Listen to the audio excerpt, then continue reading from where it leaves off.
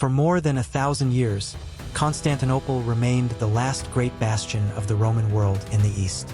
A city surrounded by colossal walls, protected by the sea, and sustained by wealth accumulated over the centuries. But no fortress is impenetrable forever.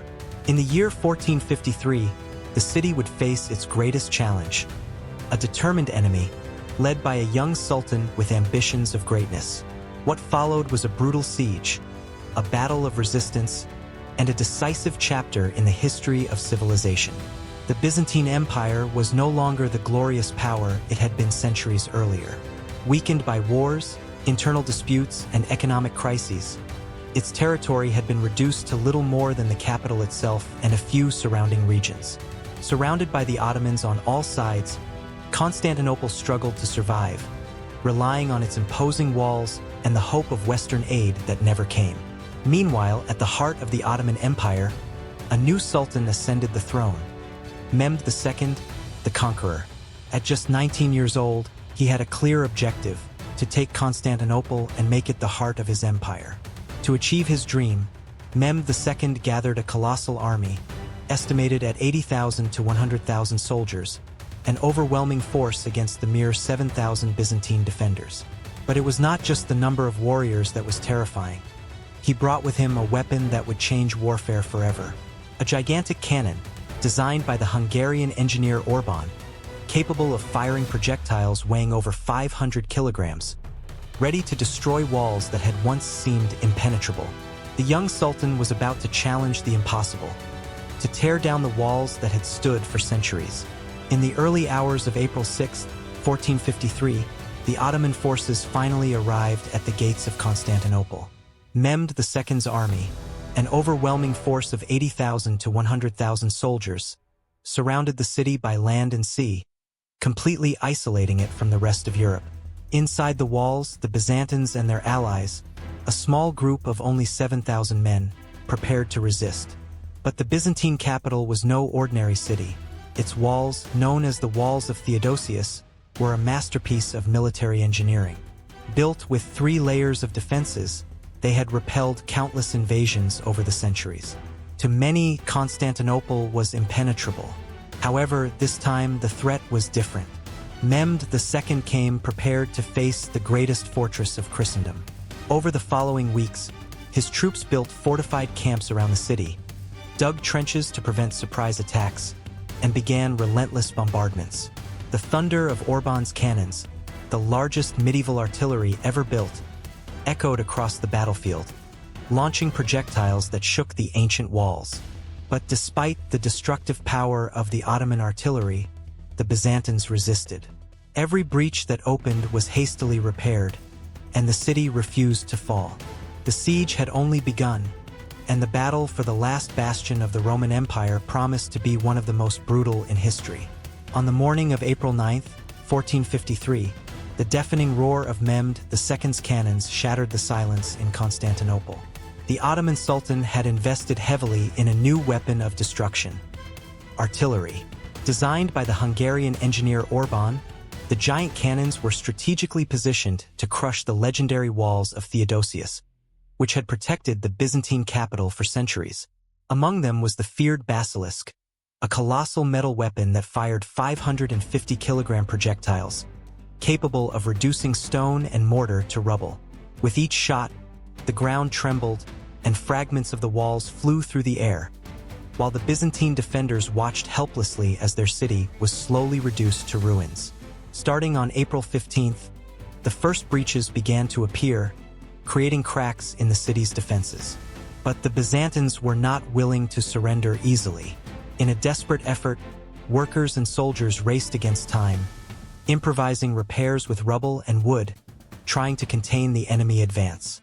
However, for every wall rebuilt, new cannon fire created even larger wounds. The bombardment was relentless, and the city felt the weight of a war fought against time and the inevitability of its fall. On April 20th, 1453, a rare glimmer of hope shone for the Byzantines when Genoese ships managed to break through the Ottoman naval blockade and deliver essential supplies to Constantinople. However, this small victory was quickly overshadowed by a brilliant and devastating maneuver by Mehmed II.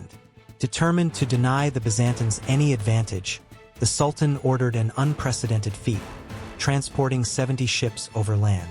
On April 22nd, using wooden rollers and human strength, the Ottomans dragged their ships over the hills surrounding the Golden Horn, bypassing the massive iron chain that blocked the bay's entrance. When the Byzantines awoke, they were stunned to see enemy sails fluttering inside their safest harbor. The advantage had shifted, and Constantinople was even more isolated, surrounded on all sides with no escape or guaranteed supplies. With the Ottoman threat becoming inescapable, the Byzantines made one last desperate appeal to the west, pleading for reinforcements to save the city that had once been the heart of the Christian world. Pope Nicholas V responded, but his aid was little more than a symbolic gesture. Some reinforcements, small promises, no significant force that could truly change Constantinople's fate. However, one man answered the call as if it were his own sacred duty. Giovanni Giustiniani, a Genoese commander, arrived in the city with a small contingent of veteran soldiers experienced in siege warfare. His presence reignited a spark of hope among the defenders. He reorganized the defenses, positioned archers, and reinforced vulnerable points. But the truth was cruel. The Ottoman army was overwhelmingly superior. Every move by Giustiniani only seemed to delay the inevitable. In the darkness before dawn, as the city still tried to recover from the endless assaults, church bells began ringing desperately. The Byzantines knew this would be the final attack. The night sky was filled with the glow of enemy torches, and the sound of Ottoman drums echoed like a harbinger of doom. Mehmed II ordered simultaneous attacks, sending wave after wave of soldiers against the weakened walls. The defenders, exhausted and outnumbered, fought with all their strength, but every breach that opened became an invitation to destruction.